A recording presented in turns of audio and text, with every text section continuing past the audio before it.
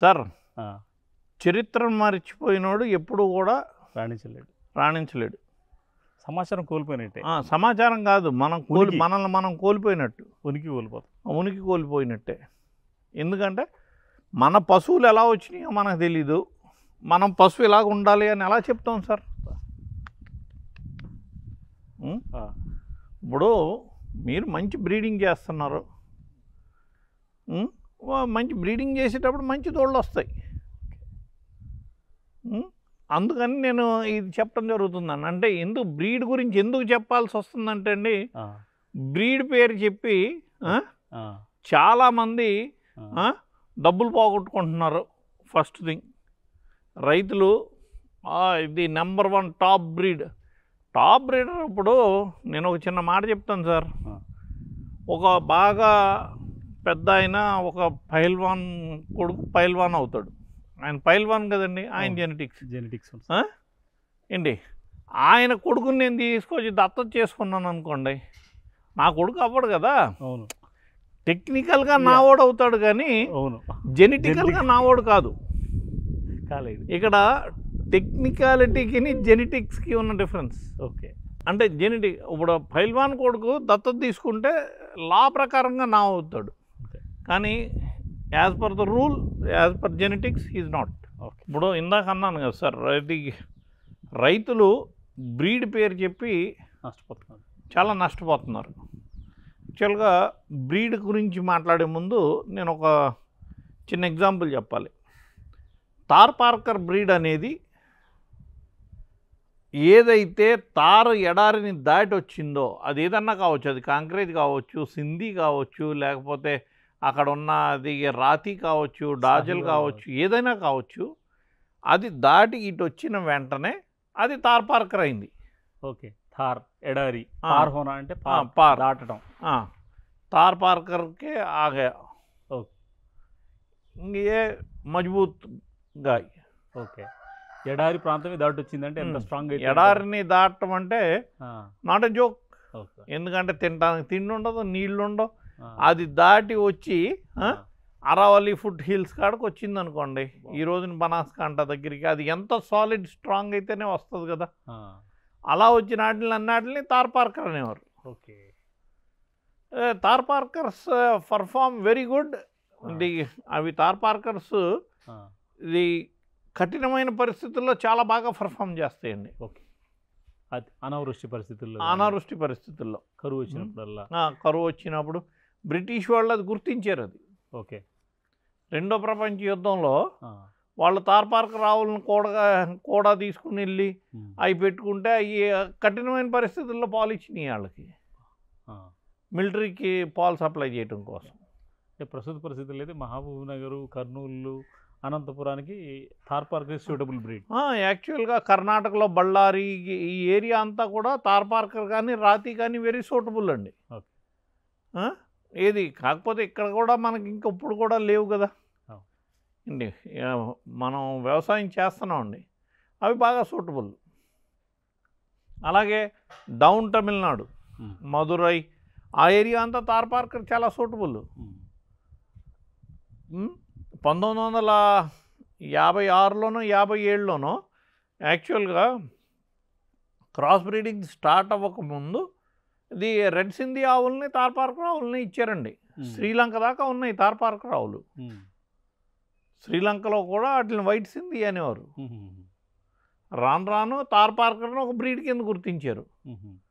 అంటే ఒక బ్రీడ్ కింద గుర్తించడం అంటే అర్థం ఏంటండి, అంటే ఇలా ఉంటాయి, అవి వచ్చినాయి, ఏదైనా వచ్చి ఉండొచ్చు, కాంక్రీట్ వచ్చి ఉండొచ్చు, రెడ్ సింధీ వచ్చి ఉండొచ్చు, అక్కడ ఉన్న వేరే బాగ్నారి వచ్చి ఉండొచ్చు, అన్నీ వచ్చి ఉండొచ్చు. ఏదైతే స్ట్రాంగ్గా బయటకు వచ్చినాయో ఇవి థార్పార్కర్ బ్రీడ్ అయింది. ఓకే. ఓకే. ఇవి ఎవరు ఈ విషయాన్ని ఎవరు పట్టించుకోరు. థార్పార్కర్ అనేది ఒక బ్రీడు, ఇలా ఉండాలి పుస్తకంలో కాదండి. థార్పార్కర్ అంటే కఠినమైన పరిస్థితులను తట్టుకుని బయటకు వచ్చింది ఏదైనా కానీ థార్పార్కరే. ఓకే. ప్రాథమిక విషయం ఇది, దాని మూలం దానికి పేరు ఇలా వచ్చింది అన్నమాట. పేరు అలా వచ్చింది. ఓకే. కానీ ఎంతమందికి ఈ విషయం దాన్ని తెలుసు. ఇప్పుడు మనం చెప్పగలం? ఆ, ఉం? ఉమ్, మనం ఎవరికి చెప్పలేం కదండి. అవును. చెప్తే వీడేంటి అంటారు. నేను ఆ. అందుకని నేను మిమ్మల్ని మీ ద్వారా మీడియా మిత్రుల ద్వారా నేను కోరేది ఏంటి అంటే ఆ, బ్రీడ్ అనేది ఏది కూడా స్టాటిక్ కాదు. అది కొండ గుర్తులు పెట్టొద్దు. It is dynamic. స్టాండర్డ్గా ఇలాగే ఉంటాయి అన్నది ఏమీ లేదండి. ఓకే. ఇప్పుడు నేను 6-3 ఉన్నాను, 6-2 ఉన్నాను, మా అబ్బాయి 6-3 వచ్చాడు. ఉమ్, ఆ? మా నాన్నగారు 6-4 ఉండేవారు. ఓకే. సో అంటే మనుషులందరూ ఇలాగ ఉంటారు అని అంటే కాదు కదండి. ఓకే. మా ఫ్యామిలీలో 5-9 ఉన్న వాళ్ళు ఉన్నారు. ఆ, సో ఎవరైనా కానీ ఆవు మన అవసరానికి అనుగుణంగా ఉండాలి.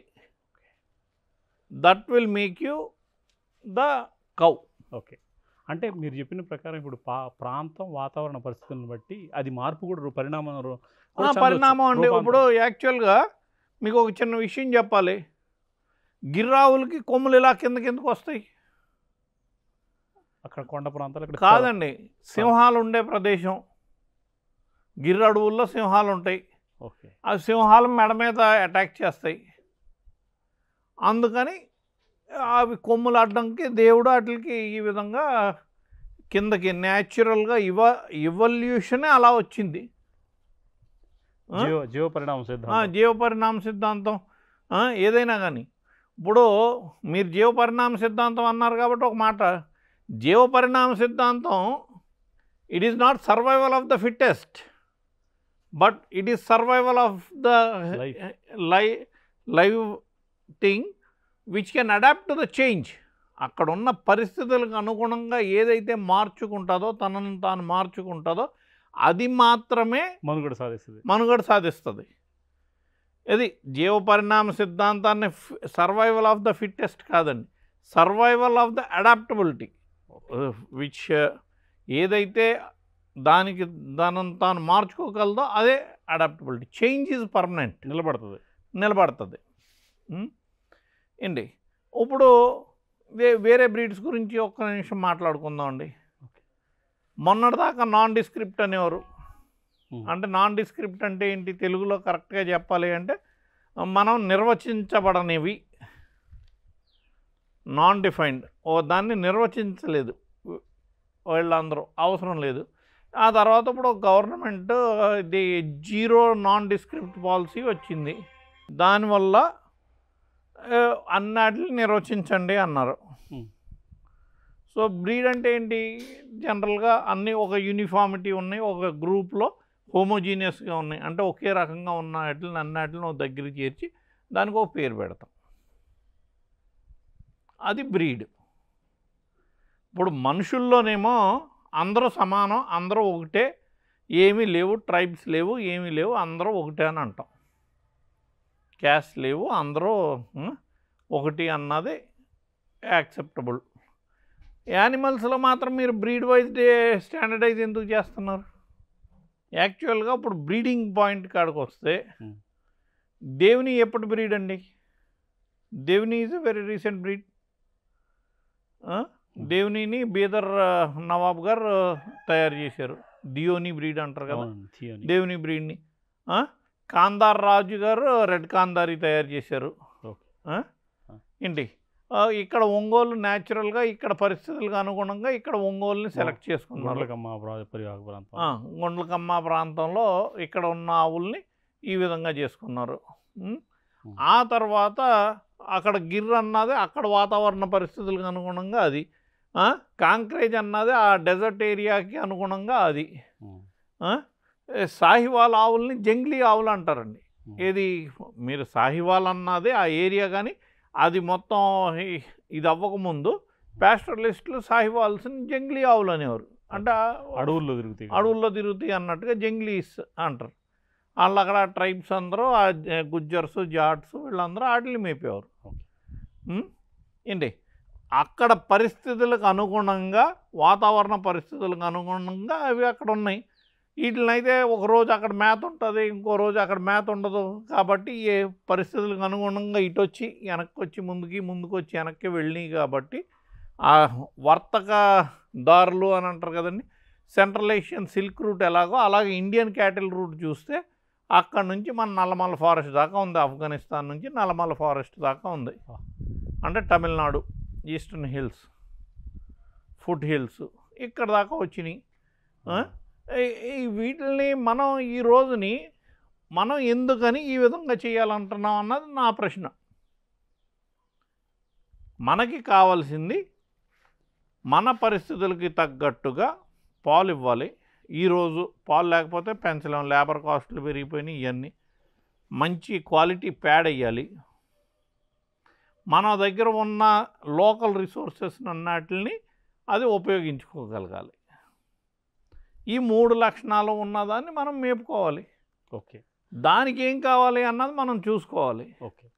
కానీ మనం ఎవరో ఒక ఆయన పైల్వాన్ ఇది ఉన్నాడు, ఓకే, ఆయన పిల్లోని దత్తత చేసుకుంటాం అన్నది ఇట్ ఈస్ 100% రాంగ్. మీరు చెప్పినటువంటి 3 లక్షణాల పరంగా చూసుకున్నట్లయితే దేశవాళీ పశువుల్లో ఏమున్నాయి, మనకి విదేశీ బ్రీడ్స్లో ఏమున్నాయి, ఫారెన్ బ్రీడ్స్లో ఏమున్నాయి? ఇప్పుడు ఇంకొక చిన్న విషయం సార్, ఎవరన్నా మనిషి మీరు బళ్ళు ఉంటాయి కదా సార్, ఎడ్ల బళ్ళు, గుట్టల్లో అది నడిచే బళ్ళకి చిన్న చక్రాలు ఉంటాయి. ఎడ్ల బళ్ళకి గుట్టల్లోని ఎత్తు పల్లాల్లోని వెళ్ళేది. ప్లేన్లో నడిచేదానికి పెద్ద చక్రాలు ఉంటాయి. రీజన్ ఏంటంటే అండి, గ్రావిటీని బట్టి, centre of gravity maintenance, body contact అంటే కాంటాక్ట్ విత్ ద ఎర్త్. అంటే అదే ఇంచున్న చిన్న చక్రానికి ఆ ఇంచు పర్సంటేజ్లో తీసుకుంటేలోకి ఎక్కువ వస్తుంది. ఇక్కడ ఒక పెద్ద తీసుకుంటేలో పర్సంటేజ్ ఆఫ్ కాంటాక్ట్ తక్కువ వస్తుంది ఇక్కడ. అందుకని ప్లెయిన్స్లోనేమో పెద్దవి ఉండేవి, పెద్ద ఎడ్లు. అంటే ఇప్పుడు కృష్ణా, గోదావరి ఈ డెల్టా ప్రాంతాలన్నిటిలోని కూడా, మైదాన ప్రాంతాలన్నిటిలోని కూడా పెద్ద ఎడ్లు ఉండేవి. మీరు చూసుకోండి, పైనుంచి వద్దాం. ఇది కాంక్రేజ్ పెద్ద సైజు, నాగోర్ పెద్ద సైజు. పాకిస్తాన్లోకి వెళ్తే బలూచిస్తాన్లో ఇది బాగ్నారి పెద్ద సైజు. అన్నీ అంటే ఓకే అబౌవ్ 6 feet